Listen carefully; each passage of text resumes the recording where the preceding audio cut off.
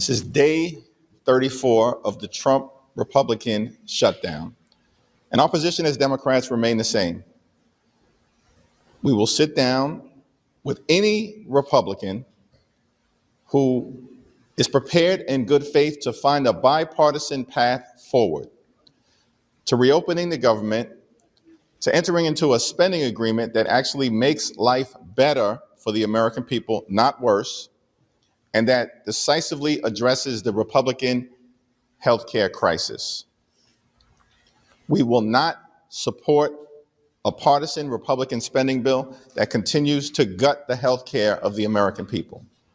That's been our position week after week after week, and it will continue to be our position because the Republican healthcare crisis is crushing the American people.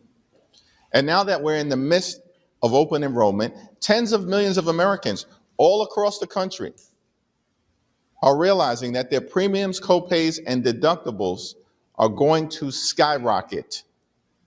In some cases, $1,000 or $2,000 more per month that working class Americans are being asked to pay. No one can afford it. And people will be unable to go see a doctor when they need one, which is why the Affordable Care Act tax credits need to be extended.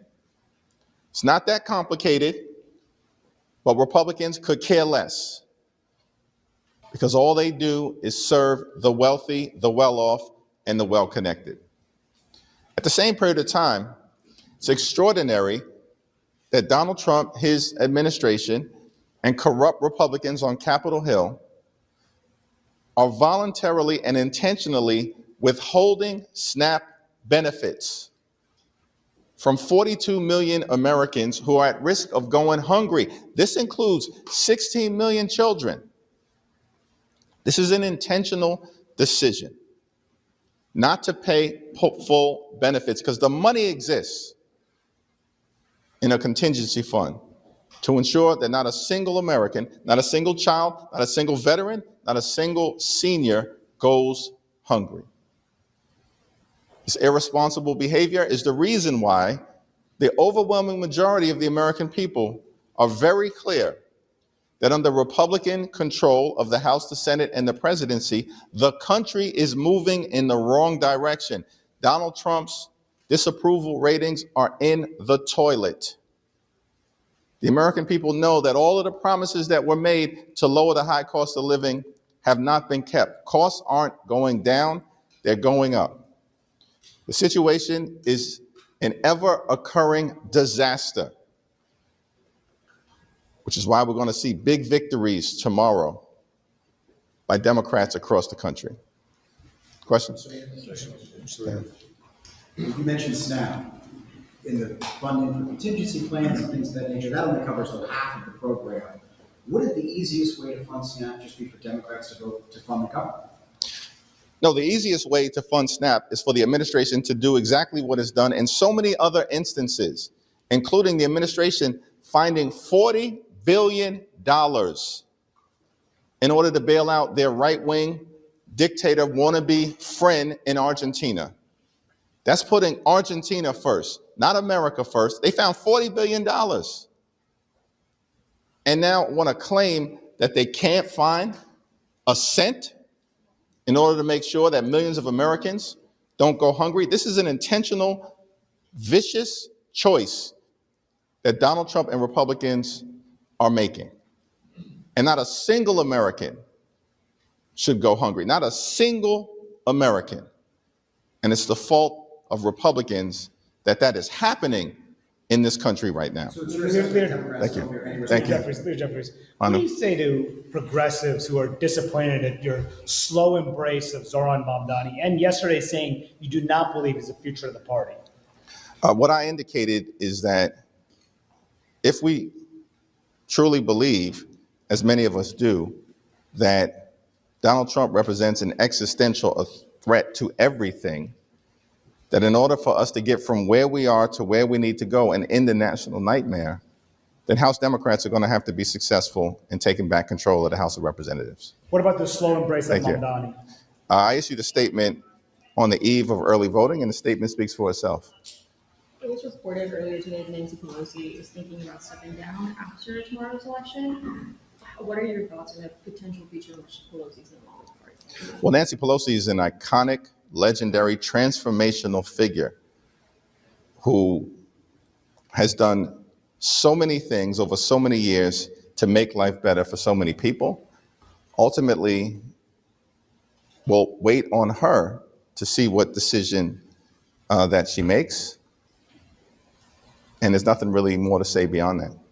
Thank you. On the other side of the building, we heard last week that the SNAP deadline being today was one of the drivers of behind-the-scenes bipartisan discussions. Now that we know that half of SNAP benefits are going to go out, a little more than 50%, is there still that urgency from both sides, in your view, to try to work out some kind of off-ramp here? The urgency, as far as I'm concerned, for Democrats is that we need to reopen the government.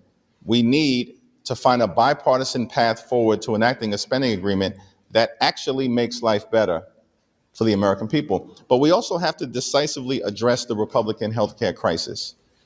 In a year where Republicans have enacted the largest cut to Medicaid in American history, almost $1 trillion ripped away from more than 14 million Americans.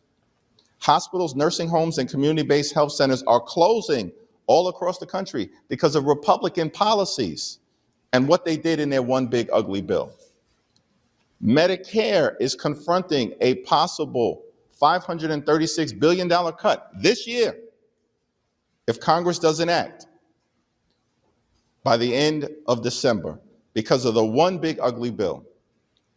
And then on top of all of that, as we find ourselves now in open enrollment, tens of millions of Americans are experiencing dramatically increased premiums, copays, and deductibles because Republicans are unwilling to find a dime to extend the Affordable Care Act tax credits for working class, middle class, and everyday Americans. That's why Democrats have been in this fight, to make sure that we are delivering for the American people, lowering the high cost of living and addressing the Republican healthcare crisis. And it should be done with urgency now. But Mike Johnson and Republicans on Capitol Hill, who don't work for the American people, they just work for Donald Trump, he's their boss, have canceled votes now for 6 consecutive weeks. They're nowhere to be found. They're missing in action. They're scattered throughout the country and the world. They're on a taxpayer-funded vacation while hardworking federal employees have been furloughed or being forced to work without pay. That's sick. That's a sick thing that Republicans are doing. So as Democrats, we're in this fight.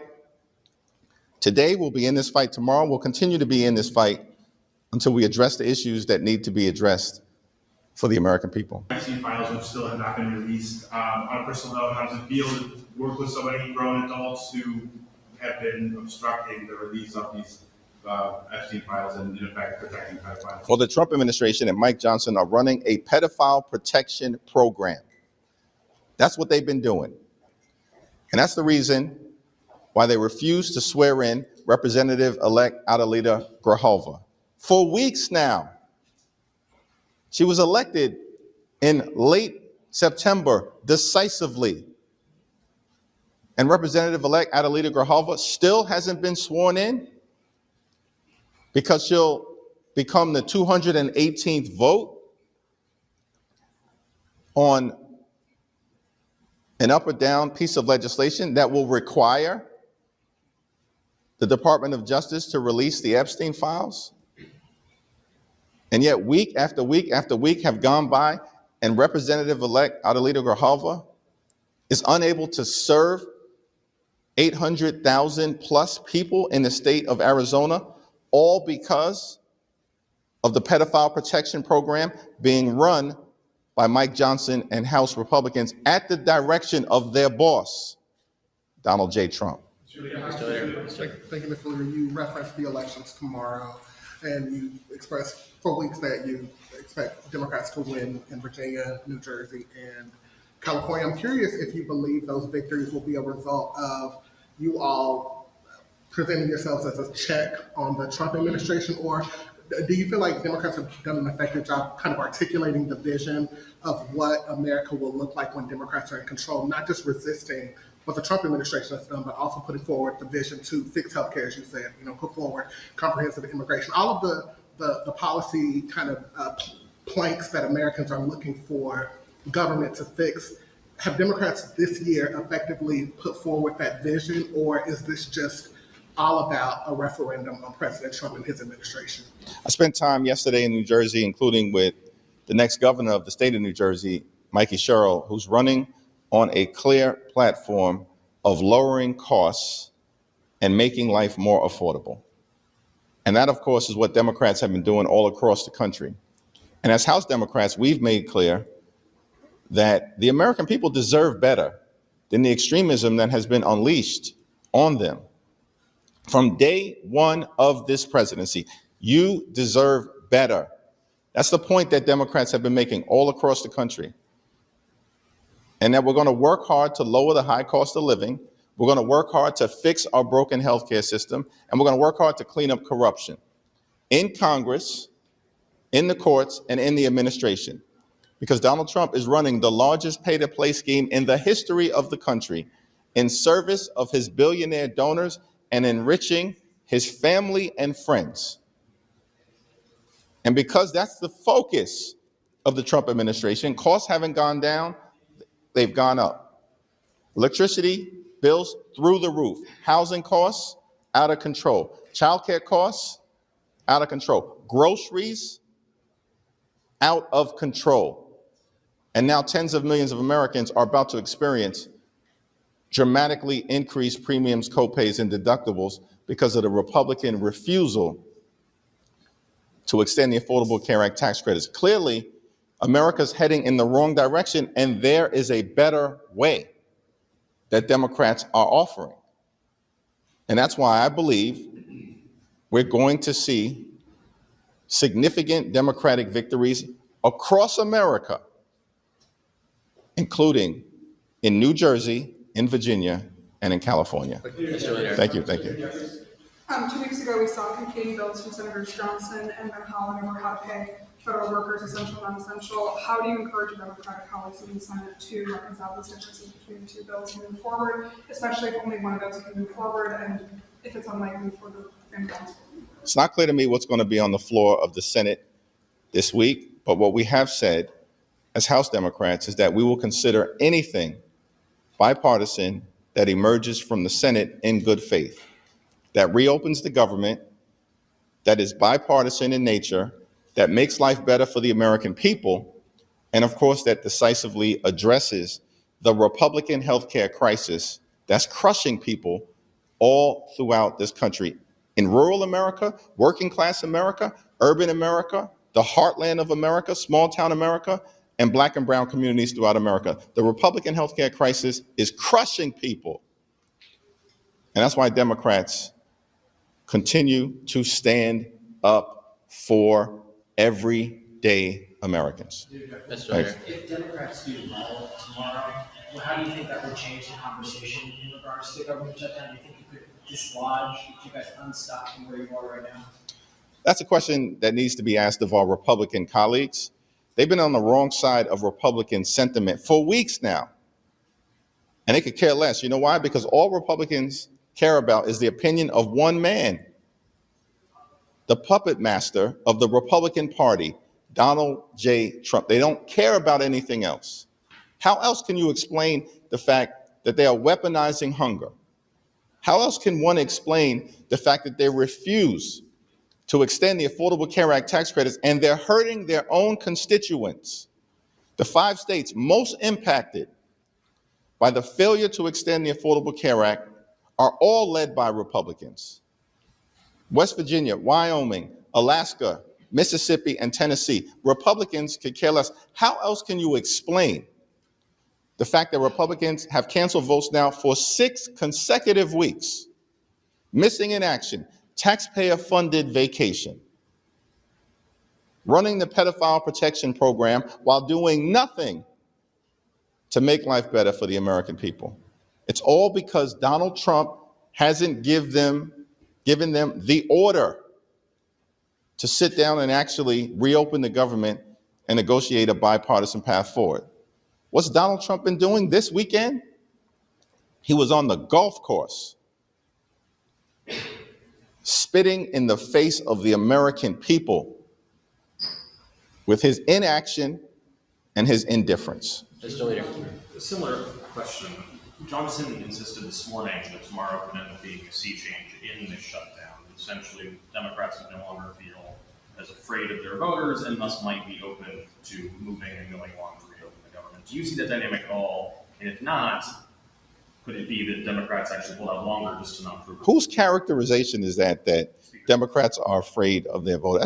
That is a ridiculous characterization. When we consistently have been on the right side of the American people on all of the things, on the economy, on healthcare, on nutritional assistance, on the rule of law, on standing up for law-abiding immigrant communities, on defending our history, on the American way of life, and of course on democracy itself. And we're going to see that tomorrow, that we're on the right side of the American people. That's what this fight has been all about. And Republicans are angry, shaken up, confused, perplexed, and dismayed because they thought that their my way or the highway approach to governing was going to prevail. But Democrats in the House and the Senate, and I'm thankful for the leadership of Chuck Schumer and the courage and strength of Senate Democrats, because we're standing up for the health care of the American people, and that matters. Thank you, Leader. Mike Johnson today said that he was paying attention to the November 21st date that they have attached to their CR. If Republicans are forced to rewrite or amend their CR, do you see that as an opening to demand negotiations? Yeah, the partisan Republican spending bill is dead on arrival. And it's been completely and totally unreasonable that Senate Republicans 13 different times have presented a bill that they know is going to go down to defeat because Senate Democrats and House Democrats continue to stand up for the health care of the American people. It's dead on arrival. And if in the next day or so, House and Senate Republicans finally come to that conclusion, then maybe that's a small step in the right direction as it relates to actually having bipartisan conversations to enact an enlightened spending bill that actually makes life better for the American people and doesn't continue to gut the health care of everyday Americans. Mr. Leader. Sorry. Thank you, Mr. Leader. On multiple prior occasions when Republicans have shut down the government, they never got whatever policy demands they were getting at that time. Tomorrow will tie the record for the longest shutdown in history. Do you feel like Democrats are closer to getting their policy demands here, or is this change in strategy going to be necessary soon? Our position remains clear. Reopen the government. Let's stand by our hardworking federal civil servants. Let's find a bipartisan path forward to enacting a spending agreement that actually lowers costs, because the cost of living in America is too high. This country is far too expensive. Donald Trump and his tariffs are making things worse, not better. And anything that we do, any path that we find to move forward, has to decisively address the Republican health care crisis. Thank you, everyone. Thanks, Mr. Leader. Thank you.